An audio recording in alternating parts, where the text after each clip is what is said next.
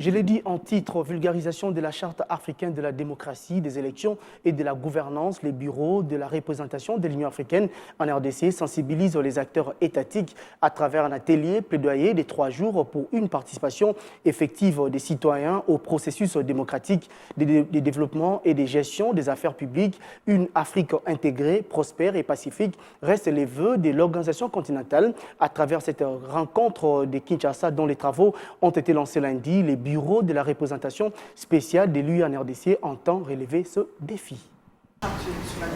Adoptée le 30 janvier 2007 et entrée en vigueur le 15 février 2012, la Charte africaine des démocraties, des élections et de la gouvernance appelle les États partis au renforcement du pluralisme politique, conformément à la constitution de chaque État et au principe de l'État des droits. Malheureusement, le constat est amer, la vulgarisation de ces documents continue à poser problème dans les chefs de certains États africains pourtant ayant ratifié cet instrument. Et pour changer la donne, à travers cet atelier plaidoyer, les bureaux de la représentation de l'Union africaine en RDC sensibilisent les animateurs des institutions pour une participation effective des citoyens au processus démocratique de développement et de gestion des affaires publiques. Le fait d'accueillir ce genre de rencontres d'experts est déjà un plaidoyer en faveur du gouvernement pour que les instruments légaux, les instruments juridiques de l'Union africaine soient mis en œuvre dans les États membres. Et donc ça, c'est déjà un appel qui est très très fort, mais au-delà de cela, transcrit dans les lois au niveau national, d'où l'importance d'avoir un représentant de l'Assemblée nationale, mais aussi faire en sorte de les vulgariser au niveau de la population tout entière.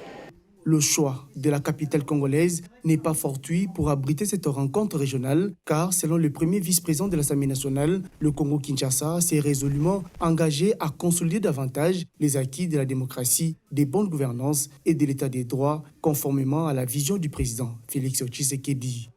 On ne pouvait pas choisir une meilleure capitale que la nôtre pour organiser de tels ateliers. Pourquoi? Parce que nous-mêmes, en tant que République démocratique du Congo, depuis l'accession de notre pays à l'indépendance, nous nous sommes engagés à construire une République véritablement démocratique.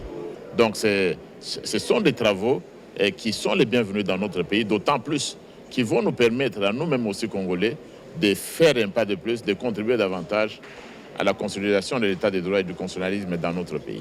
Une Afrique intégrée, prospère et pacifique, dirigée par ses propres citoyens et représentant une force dynamique sur la scène mondiale, reste les vœux les plus ardents de l'Union africaine.